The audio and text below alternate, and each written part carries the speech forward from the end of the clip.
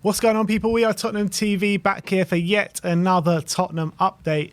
And no, we're not starting off with the managerial search. We're not starting off with the sporting director search. We're starting off with the new owner search. And Sheikh Jassim, Mark Ogden of ESPN, claims that Sheikh Jassim bin Hamad and his entourage may potentially set their sights on buying Tottenham Hotspur if they fail to take over with a bid from Manchester United. It's obviously been well documented, their efforts to try and acquire Man United from the Glazers, going up against Ratcliffe as well. But if it does fail, apparently they might be setting their sights on Tottenham Hotspur. Yeah, it could be interesting. I'm not going to get any too excited because we've heard about so many different owners and this one's closed, that one might want to come, and then it ultimately comes to nothing.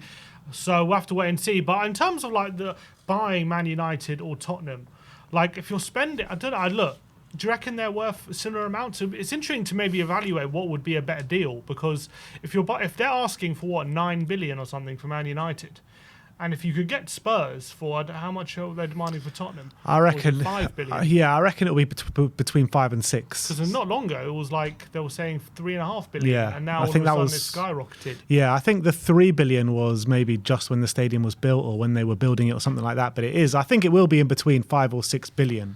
But when you're taking into account the 9 billion for Manchester United, that takes into account all the infrastructure stuff that they need to do around it, where the training ground rebuild, the stadium rebuild, stuff like that, where Spurs already have that in place. But also the way you got to look at it is his mentality and his thinking. I mean, he has gone on record to say that he's a big Man United fan. He's been, massively involved in an emotional sense with the club for his whole life. So maybe that is worth more money to him as well. Yeah, okay, fair enough. I'm just saying, like, just objectively from a point of view, could you argue there's better value going for Tottenham, even though Man United do have that global fan base? Probably, obviously, that dwarfs Tottenham. Tottenham still have a strong following abroad as well, and there's scope to grow. And obviously, you could build something at Tottenham, whereas I feel like if you taking over at Man United, you're always going to be chasing what they had, whereas Tottenham, you could like build something new, which, if you win a title or something with Tottenham, or if you like take over Spurs and they start winning trophies, like that would be an incredible achievement. Whereas Man United obviously would be amazing, especially if you're a Man United fan, but like in terms of like building something completely new, maybe there's opportunity at Tottenham. I do feel like Tottenham might be of interest of a lot of owners, but obviously it's about the price tag that our current ownership have set, whether Levy wants to carry on as well. I think that's a big sticking point. That's a big sticking point, because we saw at Everton, right, how he put the club up for sale, but he only sold to someone where he would allow him to carry on working within the club, that Kenwright that is. And I think Levy will do something similar, just trying to keep hold of that club for as long as he possibly can, really. If they do take over Sheikh Jassim, does that put Tottenham in like a similar ballpark as like City and Newcastle? I think it would do, yeah. I think it would do. It would be interesting. It would definitely get fans excited, but whether look, you're always going to have these moral questions all the time about ownership and whatnot. Obviously, as fans, there's not much we can do about that. But if having Tottenham as our top echelons of the wealth in the Premier League, considering how, for the past however many years under Levy, it's always been about balancing the books and stuff like that. It would definitely be something to get excited about. Most definitely. And also what you were saying before in terms of what would it be a better job to do to bring Man United back to their past glories, or chasing that past glory, or to bring Tottenham onto a new level which they've never seen before. I think if you ask like maybe the average owner that doesn't have affiliations with both clubs, I would agree with you. But in this guy in particular, I think it's well documented where he says he wants to make Man United great again. He wants to see Man United being, what they used to be, and being a Man United fan and growing up with what he's seen at Man United. I just think that, I don't know if Spurs will be an option for him.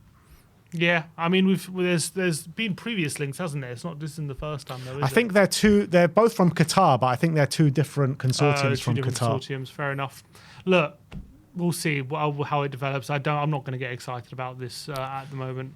Me neither, to be honest, me neither. But let's move on. Let's talk about Tim Steiner again. Matt Law says that, this is an interesting one actually. It says, sources in Germany have expressed some surprises that Steiner is under consideration for Tottenham Hotspur, pointing out that he is more suited to a technical director administration role than working on sport affairs. Well, what's that supposed to mean? It seems peculiar because he was head of scouting. Yeah, I know. That's a sporting affair, I is know, it not? That's not a technical administrator. I mean... And even his role at Leverkusen, where, what was it, sports coordinator, where he was overseeing the management of the squad. I mean, every role he seems to have had at Leverkusen and at Werder Bremen seemed to be on a sporting side. Yes, that does seem a bit peculiar to state. I mean, I guess depends what they mean, I guess, by technical administration role, is why he'd be more suited to that. Is that like the overlords in terms of kind of not kind of identifying talent, but maybe in terms of strategy instead of like talent itself? Isn't that what Scott Munn's for?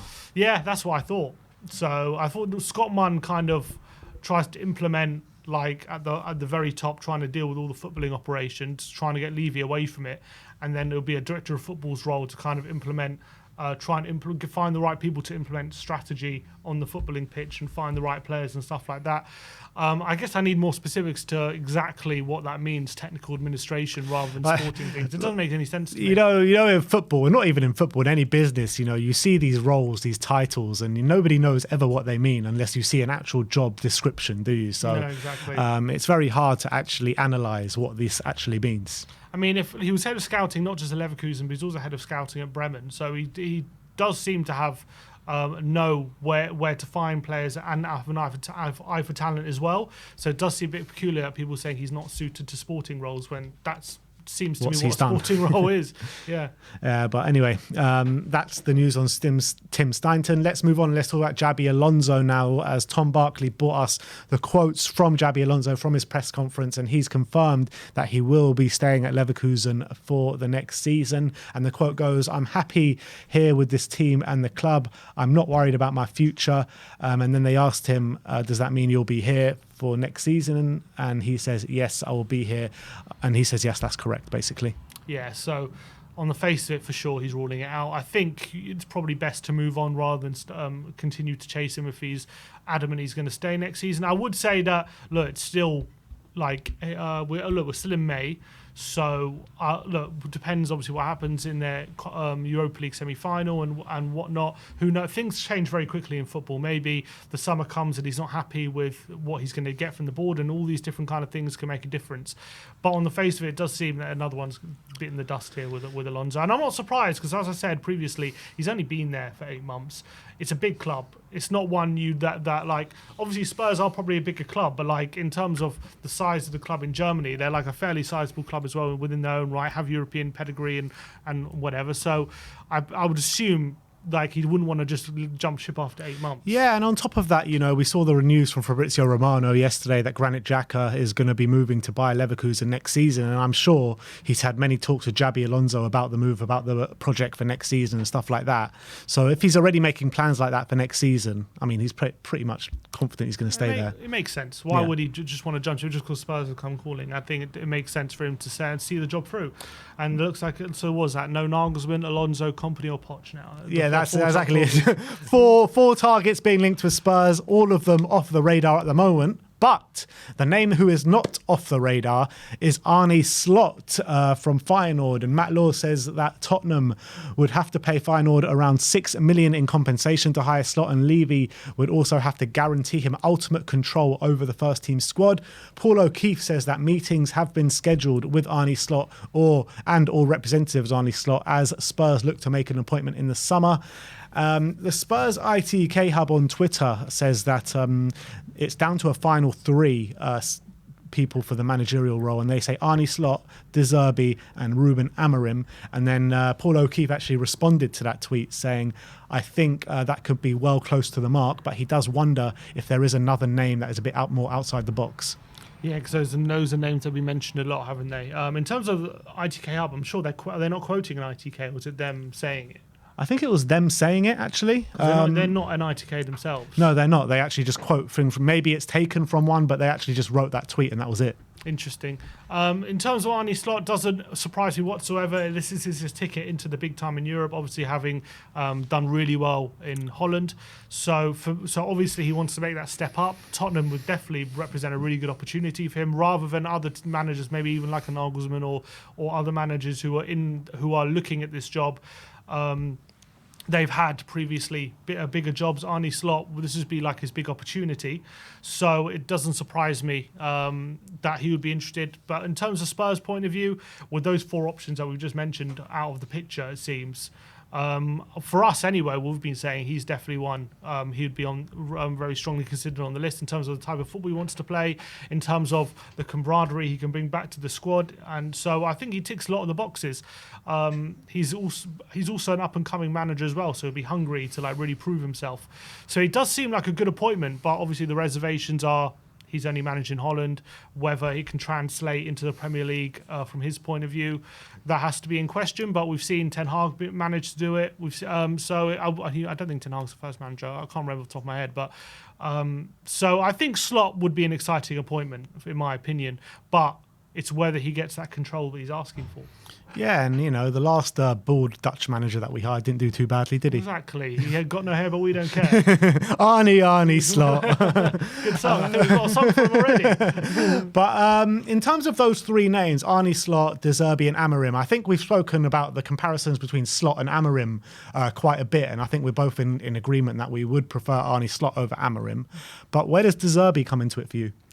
Well, De Zerbi's obviously proven in the Premier League, so that kind of takes a weight off your mind as whether those tactics can translate. He's also done it with, you could argue, maybe with a squad of maybe inferior quality in some positions, and he's also not had to spend a massive amount of money to get the team playing the way he wants to. Albeit, I do believe he built off some really good foundations from Graham Potter, whereas I do think De Zerbi might have a lot of work to do from the get-go at Tottenham to get them playing how he wants. But I just think the football they played is just so delightful. I can't get my head away from it. Like, I'm just watching them play, and it's just such a joy to watch in every game. Even again, like, they lost 5-1 to Brighton, but like the chances to Everton, and the chances they created in that, like Pickford was man of the match, even though they lost 5-1. You know what I mean? So like, if I can see my Tottenham team play like this Brighton team do, like with better quality and with better finishers like Kane and Son, you just like, it's a dream to think what we could be. So I would love to bring someone like Zerbi in based on that, but I don't think he's attainable right now, unless he is going to decide to leave. But I don't see why he would, to be honest. I think he should stay if I was him. Albeit maybe he thinks, if Casado's going to go, McAllister's going to go, maybe he's thinking, do I want to stand around here where all my best players are always going to get pillaged, whereas at Tottenham, it's a little more likely to keep hold of them. So I guess that's a question mark. But I think De Zerbi, if it's attainable, would probably be top of my list on that one. If Arne Slot is the new manager, what do you think maybe is our targets for next season, realistic targets for next season in terms of league finish? Well, if we miss out on top 6 this season, I guess... getting back into the top 6. I guess, again, because considering obviously Chelsea going to have Poch, Liverpool definitely going to get back much better. I'll go and see Arsenal getting worse, City always going to be there, Man United are going to get better under Ten Hag. Newcastle as well. Like, even getting into that top 6 is going to be a struggle even thinking about it. So I think his first point of call, look, a good cup run, not necessarily you have to win a trophy, but, take them seriously, try get to a final or something, and getting back in that top 6, I guess. And that's the reality. I'm sure what the board will be saying is we want to get top 4. Yeah, but that's unrealistic. I think realistically, like, top 6, I think. And something like that. I also reckon if we do qualify for the Conference League, I think he'll take it seriously. Well, he's already got to the final. Yeah, I think it'll be a competition he'll want to win. Yeah, and maybe put your heads in that basket, I guess, just really try and win a trophy. Get into the Europa League. But I don't think he'll be judged on whether he wins a trophy in his first season, though.